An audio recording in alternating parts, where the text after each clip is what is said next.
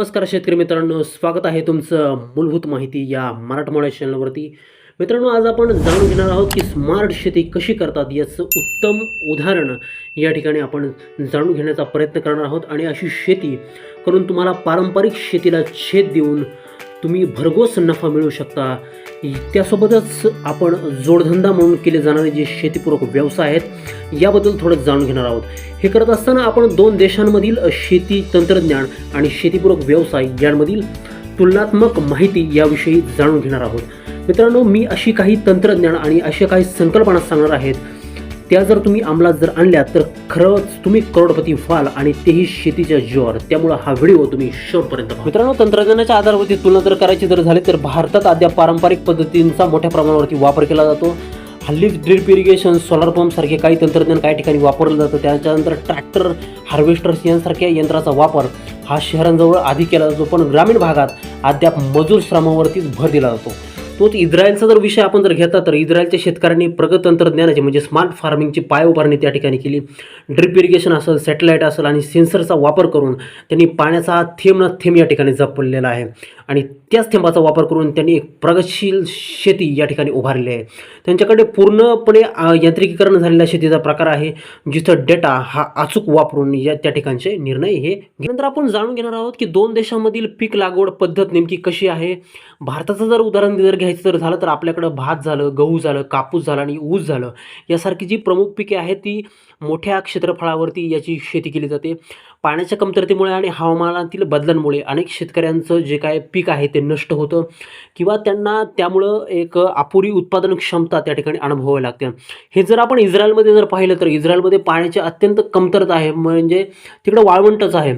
आणि हे असूनसुद्धा ग्रीनहाऊस शेती, त्यानंतर वॉटर हार्वेस्टिंग या तंत्रज्ञानाचा त्या ठिकाणी वापर केला जातो. त्यामुळे अत्यंत कमी पाण्यात ते जास्तीत जास्त उत्पादन मिळवतात. मित्रांनो, इस्रायलमध्ये डेअरी आणि दूध व्यवसाय जर आपण बघितला तर त्यांनी या क्षेत्रामध्ये खूप प्रगती केली आहे. तिथल्या ज्या गायी आहेत त्या एका वेतामागे 11,000 लिटर दूध देतात, आणि भारतात जे हेच प्रमाण आहे ते 3,000 लिटर आहे.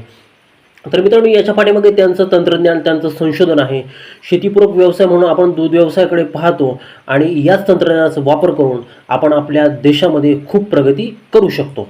मित्रांनो, इस्रायलमध्ये पोल्ट्री उद्योगाचा विचार जर आपण केला तर जगात आघाडीच्या स्थानी इस्रायल आज मितीला आहे. यामध्ये त्यांची मांस विक्री झाली, अंडी उत्पादन झालं याचा समावेश आहे. त्याचसोबत त्यांनी अत्याधुनिक तंत्रज्ञानाचा खूप जास्त प्रमाणात या ठिकाणी वापर केला आहे. भारतातील तरुण शेतकऱ्यांनी शेतीला जोडधंदा म्हणून पोल्ट्री उद्योगाकडे पाहिलं पाहिजे, लक्ष दिलं पाहिजे, तर त्यांना भविष्यात चांगले परिणाम या ठिकाणी दिसून येतील. इस्रायलने मत्स्य उत्पादनामध्ये सुद्धा कमाल करून दाखवले आहे. त्यांनी समुद्राच्या खाऱ्या पाण्यात यशस्वी पद्धतीने केज फिश फार्मिंग नावाची पद्धत, ही अनोखी पद्धत त्यांनी विकसित केली आणि प्रचंड यातून नफा कमवलेला आहे. भारताला अथंग समुद्रकिनारा लाभलेला आहे. विशेषतः कोकणातील शेतकऱ्यांनी हे तंत्रज्ञान जर वापरलं तर या ठिकाणी मत्स्य उत्पादनामध्ये प्रचंड अशा संधी या ठिकाणी उपलब्ध होणार आहे. मित्रांनो, एक्सपोर्ट्सचा विचार जर करायचं म्हटलं तर भारत तांदूळ, मसाले, चहा आणि कापूस यासारख्या उत्पादनाची निर्यात मोठ्या प्रमाणात करतो. तर ही निर्यातीमध्ये असणारे जे काय टेक्निकल एरर्स असतील किंवा अवेलेबल फॅसिलिटीज ज्या असतील त्यामध्ये काही ती कमतरता असतील, यामुळे उत्पादन क्षमता जास्त असून देखील भारताच्या उत्पादनांची किंमत ही इंटरनॅशनल मार्केटमध्ये कमी असते. याउलट इस्रायलने आधुनिक तंत्रज्ञान वापरून कमी जागेमध्ये जास्तीत जास्त उत्पादन घेतलेलं आहे आणि त्याची निर्यात देखील वाढवली आहे, आणि याचमुळे त्यांच्या हायटेक शेतीमालाला बाजारपेठेत वाढती मागणी आहे. यानंतर नफ्याच्या तुलनेत जर उत्पन्नाचा विचार जर केला तर भारतात शेतकऱ्यांना पिकानुसार नफा मिळतो, परंतु खर्च अधिक असल्याने आणि उत्पादन कमी असल्यामुळे हा नफा कमी राहतो.